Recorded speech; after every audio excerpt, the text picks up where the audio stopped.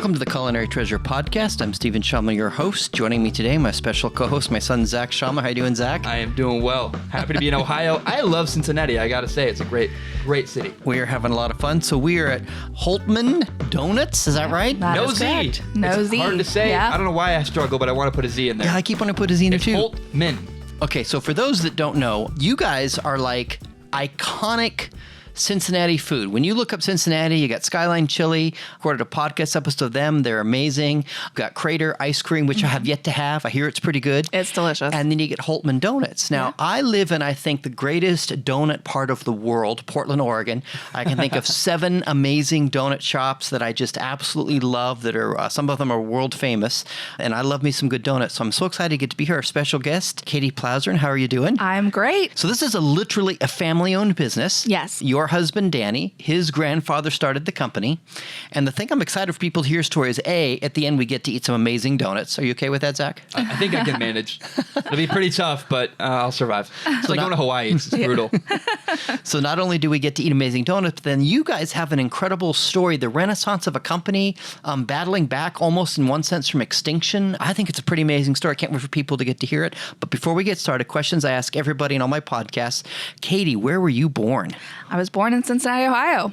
Yeah. All right. And then what high school did you go to? I went to Madeira High School. It's just a suburb of Cincinnati. We are known for our schools and our sports. And what is the mascot at Madeira? So we have 2 mascots. We have the Madeira Mustang and the Madeira Amazons. The Amazons are typically the women's teams and the Mustangs are typically the boys' teams. So is that like a little Diana Prince, Wonder Woman, Paradise Island Amazons? I guess you could say that. I think back in the 80s, the volleyball team was doing very, very well. And one of the head coaches for a competitor called the girls the Amazons, and we just took it and ran with it. Now, I love that. My sweetheart, she's a writer and she does pretty good, but she's kind of more of a private introvert. And so for a long time, I referred to her on social media as Diana Prince. That was her secret identity because she is my Wonder Woman. Aww. And as a comic book fan, it worked for me. So I That's loved good. it. So Mustang and Amazons, I love it. Okay, so you have been part of the company for 10 years. Yes. But it has been part of your journey with your husband from the very beginning of you guys' relationship. 4 months into dating, he showed me the family recipe. So I think I was kind of hooked in at that point.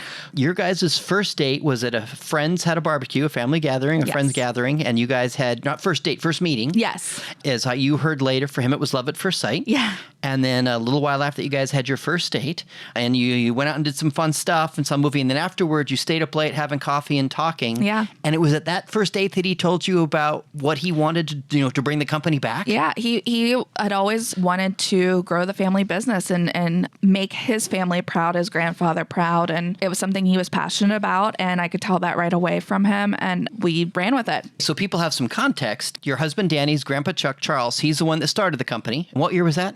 1960. And then he started with family and he grew it.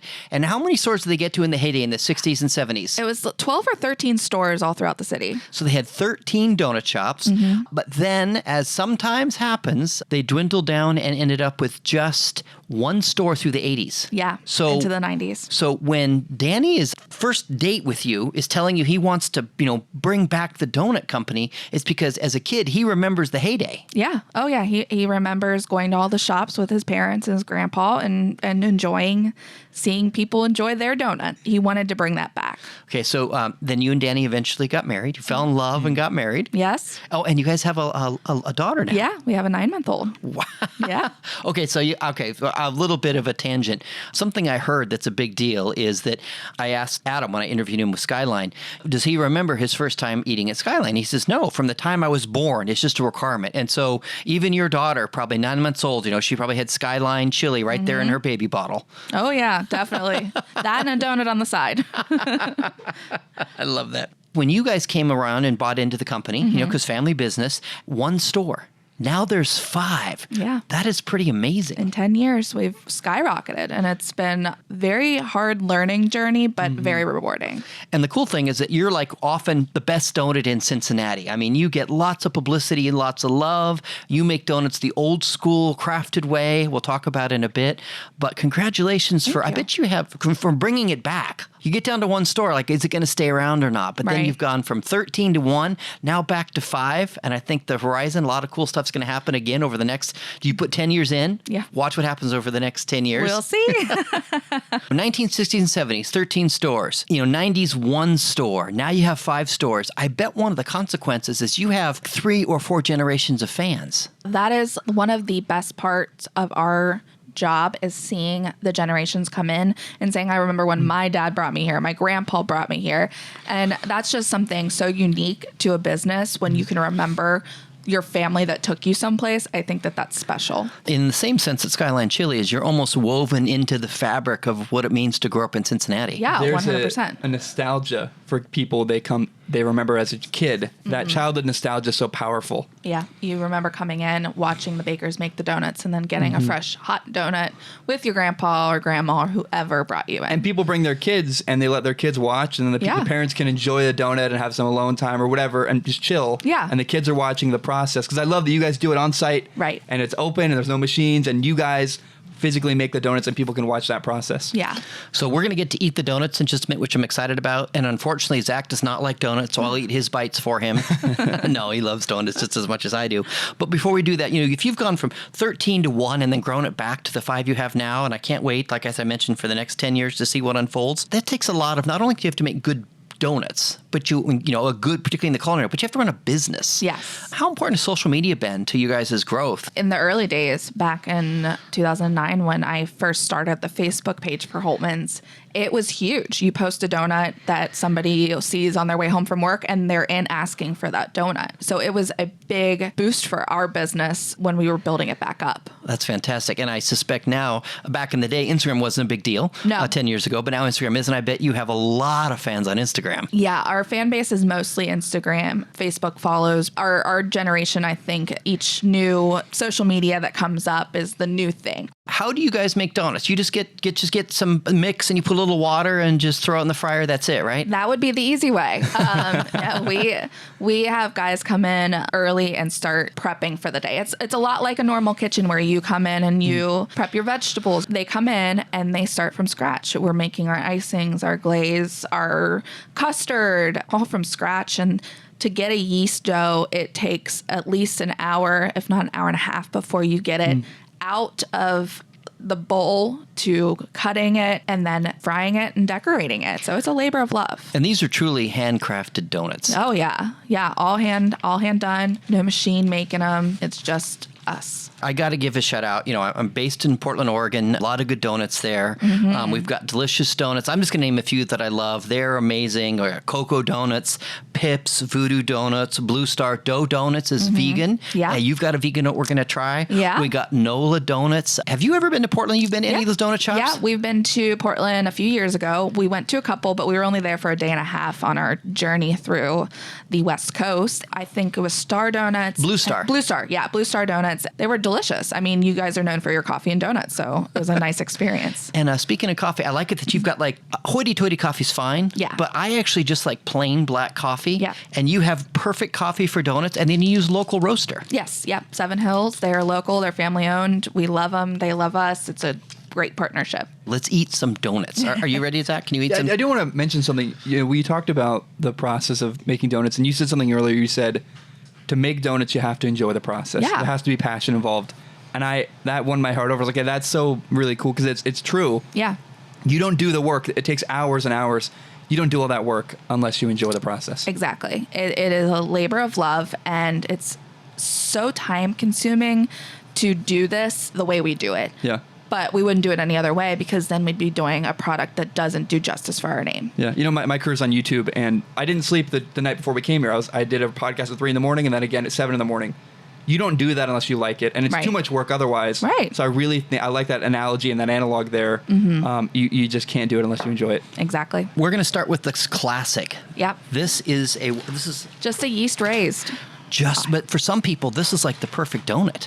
It is. And I'll tell you what, it's life changing when you have a warm one. There's nothing better than a warm Ooh. donut. Wow. That is a classic, perfect donut. It melts in your mouth. Do you Icings. want some? I feel guilty. We're eating. No, you guys are good. I have the luxury of having a donut whenever I want. So you guys That's enjoy. phenomenal. Okay, what I'm holding is a twist donut, which is usually one of my favorite all-time donuts at a good donut shop. I'm going to give it a try here. I'll break off some. You sure you want some, Zach? I could eat all this for you. So talk to me about this one. I believe that's a cinnamon. It's got a cinnamon twist. It's layered. You've got a few nooks and crannies where the sugar just develops, and it's amazing. It just melts. Oh yeah, this is one of my favorite donuts. Fantastic. You've got the vegan donut. Yeah. We've got this insane chocolate one we're going to talk about, and then we're going to close with what you told me is your favorite. Yeah. Which has a cool name and looks absolutely stunning. Before we go off to that. Right now it's the holiday season, and you do a special donut, either a one-off donut, like if you were brewing a beer, it'd be the one-off, or maybe a holiday or seasonal donut all year long. Yeah. So what are some of the different, we're going to talk about the ones that are holiday themed for Christmas, Yeah. but what are some of the other ones you've done? So we try and do like seasonal donuts every season of the year. Like spring, summer, we do strawberry or lemon, or we've done an orange. And we try and go towards what is in season at the time. So when the strawberry's in season, that's important for us to bring in. We do a pumpkin in the fall, which call me a basic white girl, but a pumpkin donut is so good. I mean, I love a pumpkin spice latte, but the pumpkin spice donut itself is just phenomenal. I gotta say, I just tasted your ginger donut. Yeah, the gingerbread. Ginger. First of all, I was skeptical. I'm not a big gingerbread guy. Yeah.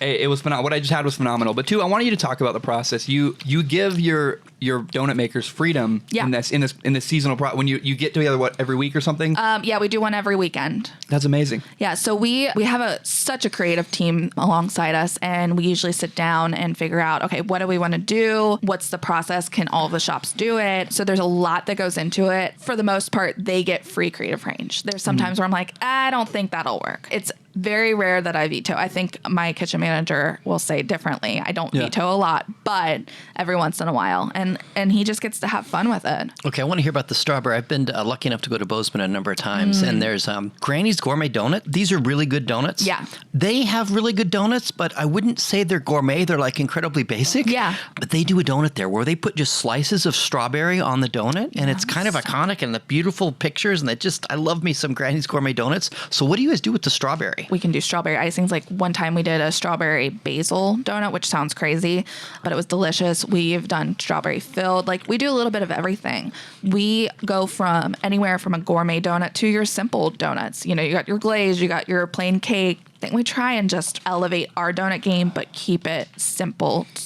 Usually. My favorite donut of all time, you mentioned basil, is a blueberry bourbon basil donut from Blue Star.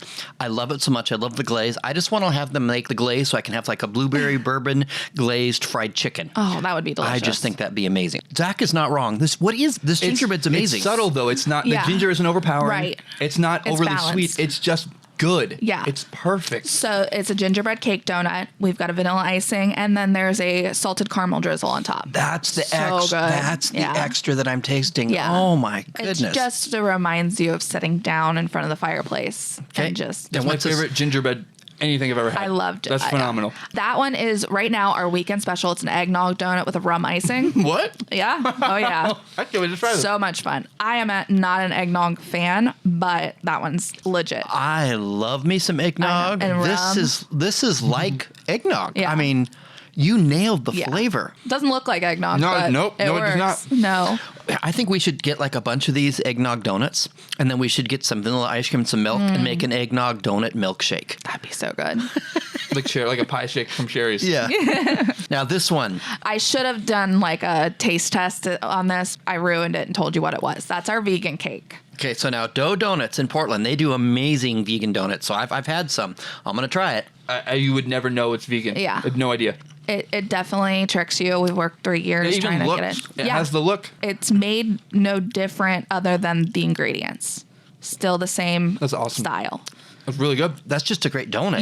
You can't tell that. I mean, we've gone all over the place sampling vegan donuts, and I've tried good, I've tried bad, and we wanted to make sure we released what was the best to our brand. You're right. It's just a good, off you have gluten-free food or you have vegan food and it's not quite the same. Right. This is not, there's no difference. You the can't quality tell. doesn't drop off at all. Yeah.